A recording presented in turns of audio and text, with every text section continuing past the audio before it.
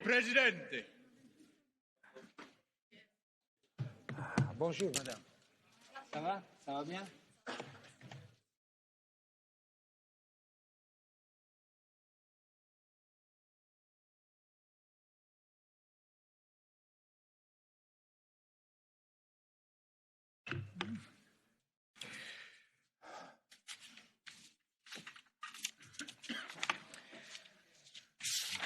Care colleghe, cari colleghi.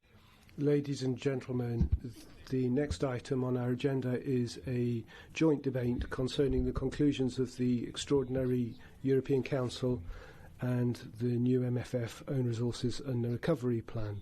There will be Council and Commission statements, both on the first and second points. I would like to remind members that there is no catch-the-eye procedure for this debate. Neither will blue cards be accepted. Without further ado, I'm going to give the floor to President Charles Michel, and we'll begin our work. A lei la parola, Presidente. You have the floor, President. Monsieur le Président, Mr. President, dear members of the European Parliament, first of all, I would like to thank you for giving me again this opportunity to take the floor here. This crisis is unprecedented, and it means that we need to take unprecedented decisions. And that's why I am convinced that a very strong cooperation between the democratic and legitimate European institutions will be vital in the next weeks, in the next months. It's the occasion for me today to share with you some comments after the fourth video conference, after the last European Council. As you probably know, we have taken some very strong orientations. The first goal was to endorse the proposals made by the Ministers of Finance in order to mobilise more than 540 billion euros in order to support the workers, the companies, but also the Member States. And we have asked the Ministers of Finance to implement this decision by the 1st of June. Of course, we all know here, but also in the European Council, that it's not enough. And I would say that this European Council was the occasion to shift from the crisis management in the short term to more and more the mid-term and long-term vision about what we need to do, especially in order to have a strong debate about the orientations for the recovery strategy, and I would add for the transformation strategy of our economic and social model. Mesdames et messieurs, ladies and gentlemen, this fourth video conference was the opportunity to discuss the roadmap for the economic recovery and transformation together with the European Commission. I had already had an opportunity to present the 4 chapters that we were placing on the table. So here I would like to concentrate in particular on 2 aspects that we discussed and that we will continue to be working on over the next days and months. The first point is and remains the importance of harnessing all our efforts into revitalising the single market. How can we get it going again, and how can we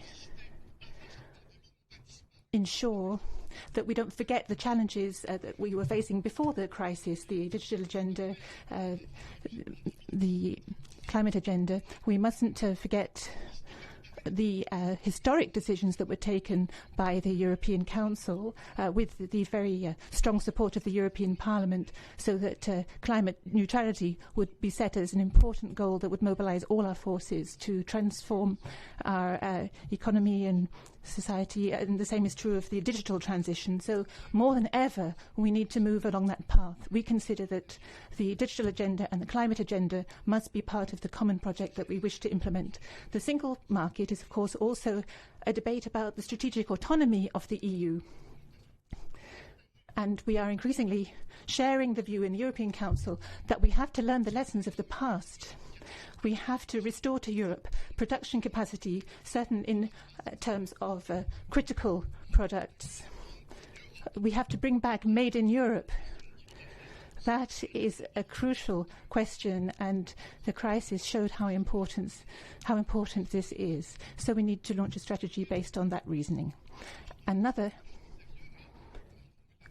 important aspect of our work in the single market is, well, we've asked the Commission to present a report on how the various European ecosystems are affected and how they will be affected in the coming weeks and months, so that we can make the most appropriate proposals possible.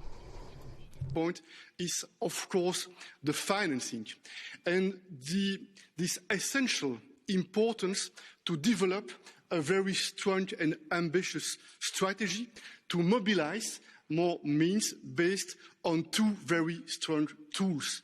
The first one is the European budget, and we had the last weeks, the last months, many debates together about this orientation for the next European budget. More than ever, we need to take decisions. We need to adapt also our strategy in order to take into consideration the consequences, the huge consequences of this crisis. But it's not enough, the next European budget, and that's why we have taken this very strong commitment to work together in order to launch a recovery fund, in order to be able to mobilise more means, more money, to identify what are the priorities in the near future. Et dans ce cadre de ces deux instruments qui doivent être mobilisés, certains, j'en ai... So, of the two instruments that have to be mobilised, we have thought in terms of a kind of Marshall Plan.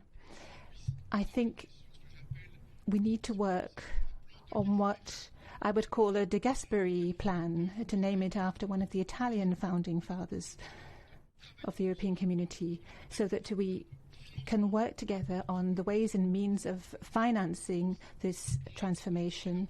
How will we finance this? How will we find the necessary funds, and how can we establish the appropriate interaction between the Recovery and Transformation Fund and the European budget? How will we coordinate these? How will they be linked? And also, how can we best use and implement these funds? How can we mobilise the funds we need for the economic recovery? And the third aspect, quite apart from the proposals that the Commission will be making on the economic response,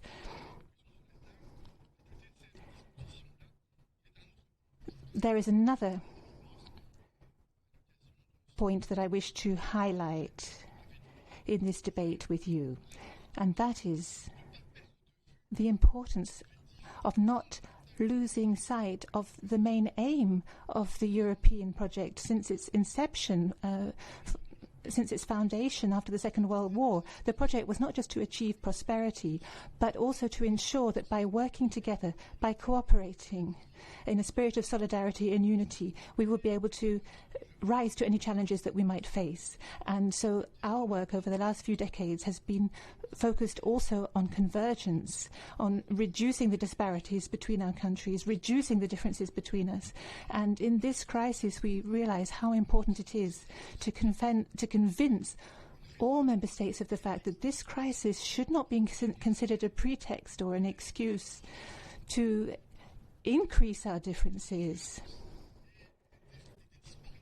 to deepen our disparities in Europe. But on the contrary, this pandemic should prompt us to work together even more determinedly for cohesion and convergence and more European integration. More than ever, I am convinced this crisis shows how important it is that our answer should be to cooperate more, to integrate more, to coordinate more, and not the reverse, because the reverse would mean more fragility and less capacity to respond at a time where there is a global crisis that requires, of course, a global response. And finally, there's another point which is extremely important. We've already seen the very damaging economic impact on tourism, on air transport, and in many other sectors.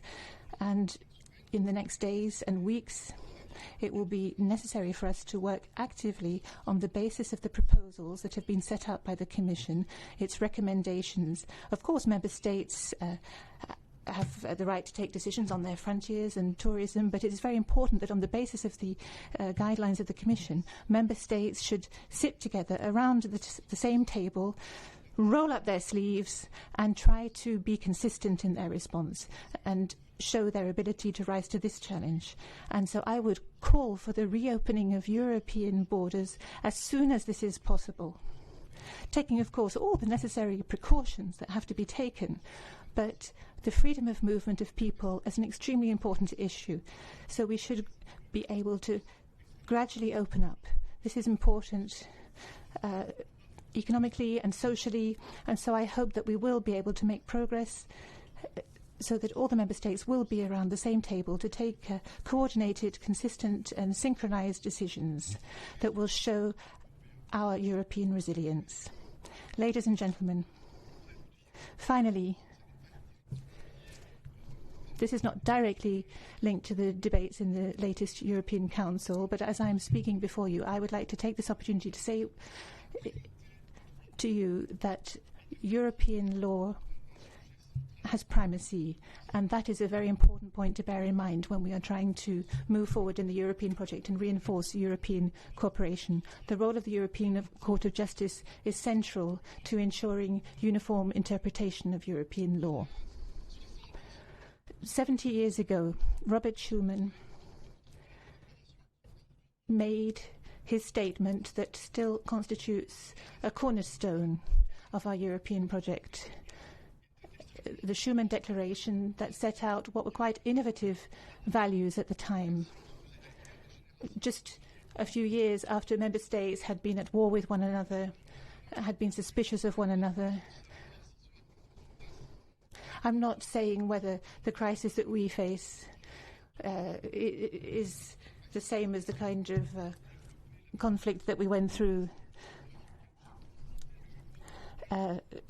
back then, but there are some points in common between this situation and the situation 70 years ago, because we are facing a global crisis, and a serious one, an unprecedented one. And just as 70 years ago, it was necessary to be creative, to be innovative, and to be daring and courageous in that situation.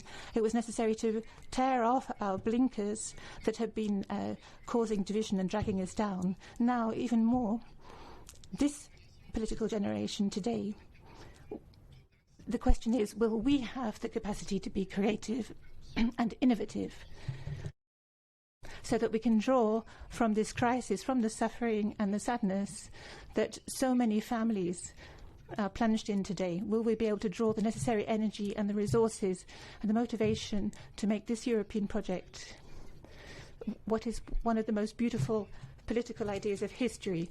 Can we make this European project something that will enable us to pick up the challenge and allow us to protect human dignity, to maintain a kindly society that can look with confidence to the future? Thank you. Grazie, Presidente Michel.